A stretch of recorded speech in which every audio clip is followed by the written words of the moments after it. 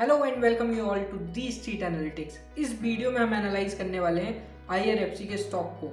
Now IRFC एक NBFC company है और ऊपर से सरकारी कंपनी है, फिर भी इनका बिजनेस मॉडल बहुत ज़्यादा इंटरेस्टिंग है। अगर आपको पहले से IRFC के बिजनेस मॉडल के बारे में नहीं पता है तो सही में मैं कहने वाला हूँ कि बिजनेस मॉडल तो बहुत इंटरेस्टिंग लगेगा।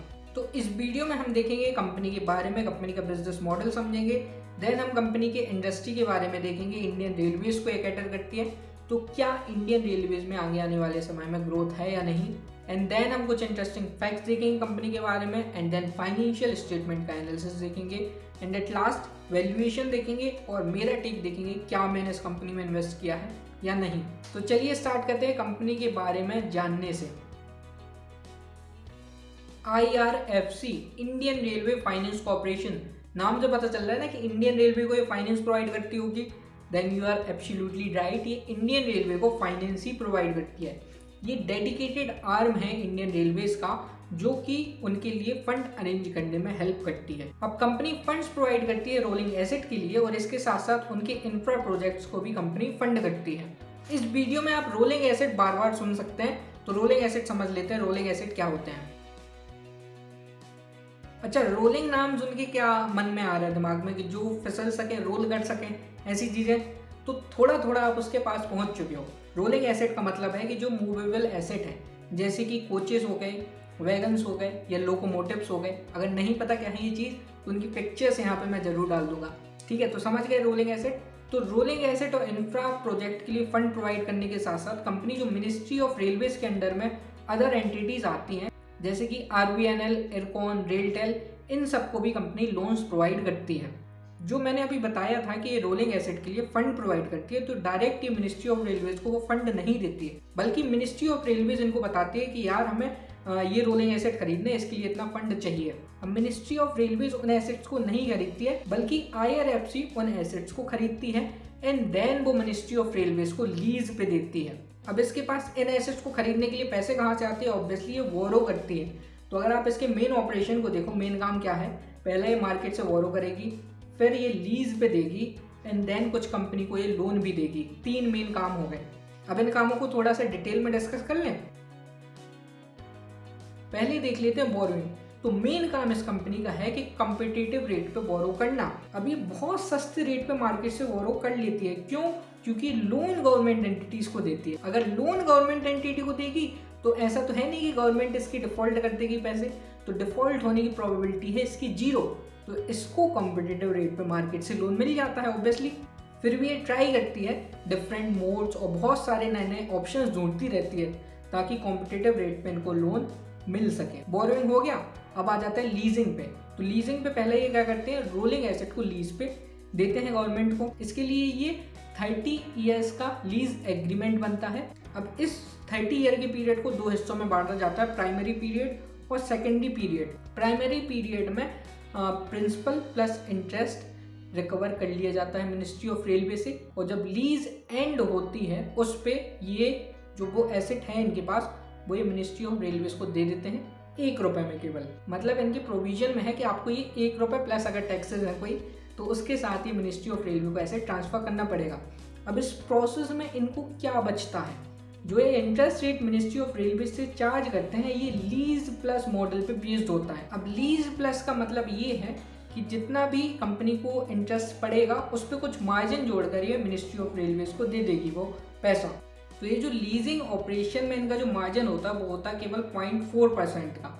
अब आपको सुनने में ये कम लग सकता है, लेकिन ये बहुत ज़्यादा अमाउंट का लोन देते हैं। ऊपर से इनका लोन NPA फ्री है, मतलब कि गवर्नमेंट का ही आर्म है, गवर्नमेंट पैसे खा के इनके नहीं बगेगी, तो इनके NPA 0 होते हैं। तो उसके हिसाब से इनको करना क्या है कि गवर्नमेंट ने कहती है कि यार हमें 5000 करोड़ रुपए चाहिए, तो ये जाएंगे मार्केट में पैसे लेके आएंगे, इनका केवल इतना सा काम है। तो उसके लिए ठीक है, मतलब एक हिसाब से कम है लेकिन ठीक है। अब इसके साथ साथ एक चीज़ और डिस्कस कर लेते हैं कि लेट्स से ये लोन्स देती है या फिर लीज पे देती है, तो उसके साथ साथ ये डेरिवेटिव्स का यूज़ करती है या फिर एसेट्स इनके पास है, तो एसेट्स टूट फूट सकते हैं, तो उसका खर्चा कौन उठाएगा? उसका खर्चा भी गवर्नमेंट उठाएगी।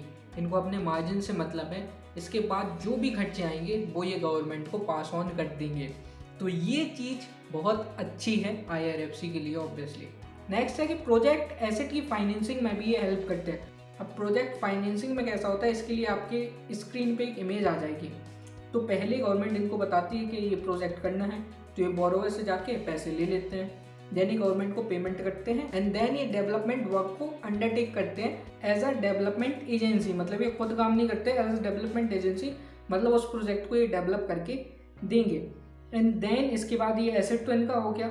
अभी ये गवर्नमेंट को वही एसेट लीज पे दे देते हैं और गवर्नमेंट उसके लिए लीज इनको पे करती रहती है और जिससे इन्होंने बोरो किया था उसको इंटरेस्ट और प्रिंसिपल भी देते रहते हैं। नाउ एट लास्ट इनका लैंडिंग ऑपरेशन की ये जो मिनिस्ट्री ऑफ रेलवेज के अंडर में कंपनीज आती हैं उनके लोन देती हैं, उसकी डिटेल मैं आपको यहाँ पे स्क्रीन में डाल दूंगा कि किस कंपनी को कितना लोन दिया है। मैक्सिमम इन्होंने RVNL रेल विकास निगम लिमिटेड को लोन दिया है, तो बाकी जिस कंपनी को लोन दिया है वो आपकी स्क्रीन पे आ जाएगा। ना अब थोड़ा IRFC की जर्नी के बारे में देख लेते हैं कि कब ये स्टार्ट हुई और कैसे कैसे इन्होंने प्रोग्रेस की। तो कंपनी 1986 में इनकॉर्पोरेट हुई और 1988 से इन्होंने गवर्नमेंट के लिए फंडिंग अरेंज करना चालू कर दिया। पहली बार 1988 में गवर्नमेंट को फंडिंग इन्होंने प्रोवाइड करी थी। बाद में RBI ने इनको NBFC NDIFC कैटेगराइजेशन में डाल दिया। NBFC का मतलब है non banking financial company, IFC का मतलब है इंफ्रास्ट्रक्चर फाइनेंस कंपनी और ND का मतलब है कि नॉन डिपॉजिट टेकिंग, मतलब ये डिपॉजिट नहीं ले सकते जनरल पब्लिक से। 2016 में इन्होंने LIC से मिनिस्ट्री ऑफ रेलवेज के लिए इंस्टीट्यूशनल फंडिंग रेज करी एंड 2021 में इनका IPO आ गया। अब कुछ इंटरेस्टिंग फैक्ट्स देख लेते हैं IRFC के बारे में। तो कंपनी ने FY21 में करीब 28,000 के रोलिंग एसेट्स को फाइनेंस किया। इसके साथ साथ कंपनी का स्ट्रॉन्ग एसेट लायबिलिटी मैनेजमेंट है। स्ट्रॉन्ग एसेट लायबिलिटी मैनेजमेंट क्यों मैं कह रहा हूँ, क्योंकि इनको आज तक कभी प्रॉब्लम नहीं हुई, इन्होंने कभी आज तक डिफॉल्ट नहीं करा, क्योंकि जो गवर्नमेंट इनको पैसा है लीजिंग का वो 6 महीने पहले ही दे देती है। ऊपर से इनका गवर्नमेंट के साथ एग्रीमेंट भी है मिनिस्ट्री ऑफ रेलवे के साथ कि अगर मान लो कोई बॉन्ड ड्यू हो गई और हम पे नहीं कर पा रहे हैं तो मिनिस्ट्री ऑफ रेलवेज इनको एडवांस जो लीजिंग का पैसा है जितना भी इनको कम पड़ रहा है वो पहले से ही दे देगी। तो ये मॉडल मतलब ठीक है, ये कभी डिफॉल्ट कर ही नहीं सकते हैं, लेकिन अभी तक IRFC ने इस फैसिलिटी को कभी भी अवेल नहीं किया, उनका ज़रूरत ही नहीं पड़ी है। एक और स्ट्रॉन्ग एस्पेक्ट है कि इनके पास केवल 26 एम्प्लॉय हैं, तो एम्प्लॉय मतलब 26 एम्प्लॉय ही इस कंपनी को मैनेज कर रहे हैं, तो एम्प्लॉय पे जो खर्चा है वो बहुत कम है। अब थोड़ा सा फ्यूचर अहेड देख लेते हैं कि ये क्या करने की कोशिश कर रहे हैं और क्या ये आगे जाके कर सकते हैं। तो ये चाह रहे हैं कि मिनिस्ट्री ऑफ रेलवेज के अंडर में जो भी एंटिटीज़ आती हैं उनको हम लोन दें या उन्हें कोई शॉर्ट टर्म रिक्वायरमेंट है वो हम पूरी करें पैसे के। इसके साथ साथ अगर MOR की कोई कंपनी, मिनिस्ट्री ऑफ रेलवे की कोई कंपनी को अगर फाइनेंसिंग चाहिए किसी भी इंफ्रास्ट्रक्चर प्रोजेक्ट या फिर किसी भी प्रोजेक्ट को फाइनेंस करने के लिए, तो वो भी ये प्रोवाइड करने की कोशिश करेंगे।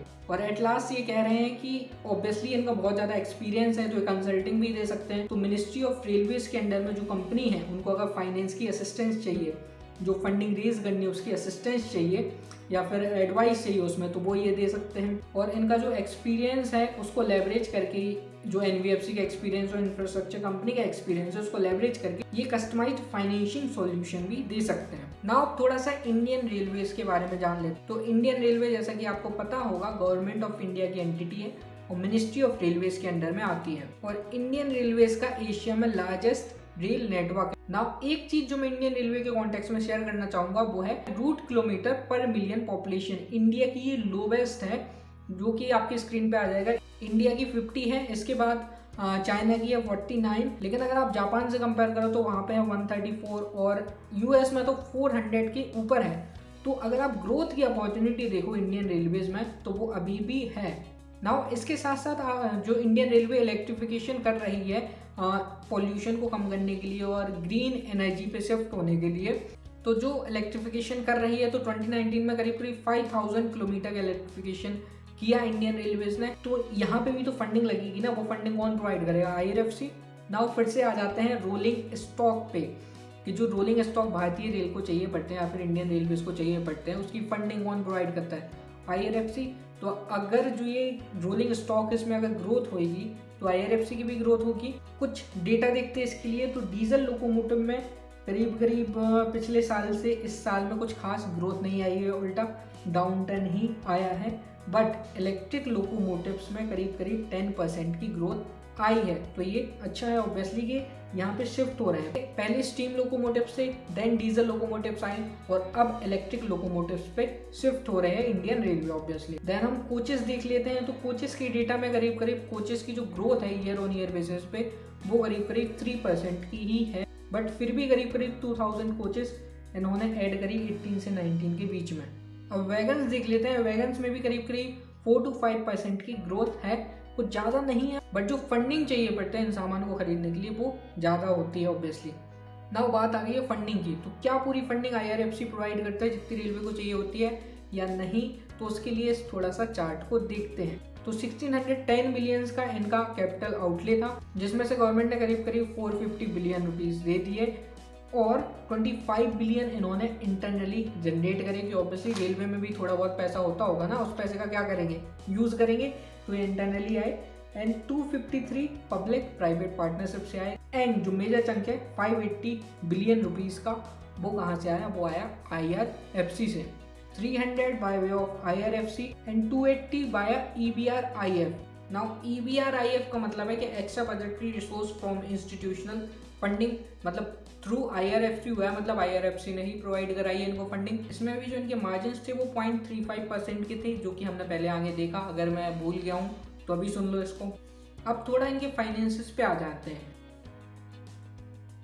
तो बैलेंस शीट पे कुछ खास गौर करने वाली बात है नहीं, क्योंकि 0 NPA कंपनी है तो NPA हम नहीं देखेंगे, हमें केवल चाहिए बैलेंस शीट से इनकी बुक वैल्यू, तो बुक वैल्यू कितनी है तो वो मैं आपको कैलकुलेट करके बता दूंगा। लेकिन P&L में देख लेते हैं कि पिछले 5 साल में जो इनकी रेवेन्यू ग्रोथ है वो कितनी रही है।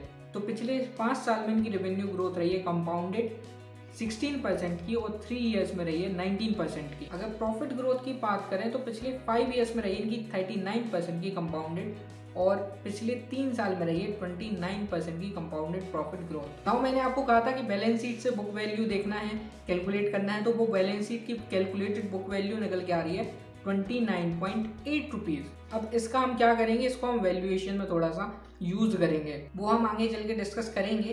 पहले हम इसके प्रोज एंड कॉन्स देख लेते हैं, जो कि मेरे हिसाब से क्या होने चाहिए।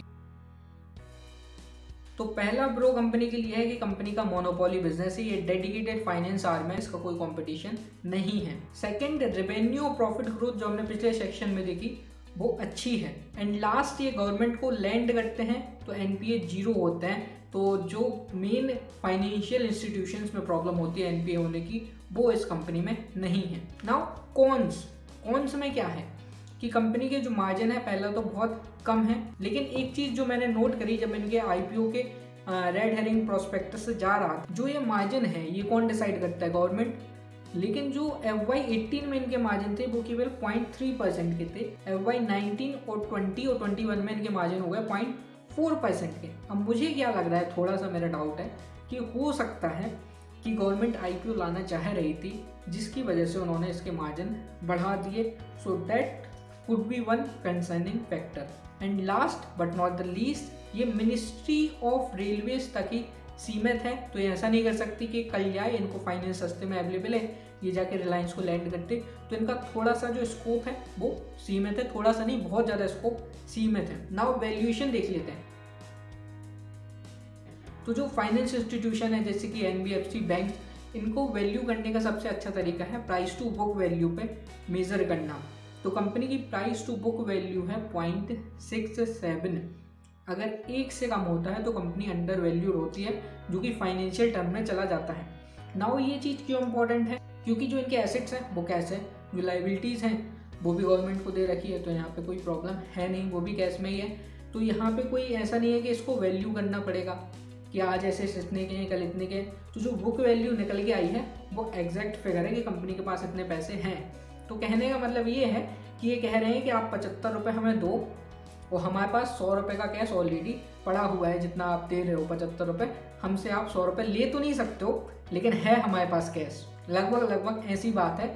तो क्या मैंने इस कंपनी में इन्वेस्ट किया है, मैंने इस कंपनी में इन्वेस्ट किया है और जो अभी प्राइस चल रहा है इससे मैंने थोड़ा ऊपर ही इन्वेस्ट किया है। Now reason behind that is कि ग्रोथ बहुत अच्छी है, गवर्नमेंट IPO लेके आई है, तो मुझे नहीं लगता कि कोई एक एरेटिक कदम उठाएंगे कि इनके मार्जिन से एकदम से नीचे करे जाए। जो मुझे एक डाउट लगता है कि अगर इनका मार्जिन नीचे चला गया तो मॉडल ख़त्म, तो मुझे नहीं लगता कि गवर्नमेंट IPO लाने के बाद ऐसा कोई एरेटिक कदम उठाएगी। And second point is obviously कि 0.76 के प्राइस टू बुक वैल्यू पे अवेलेबल है, 7 की PE पे अवेलेबल है।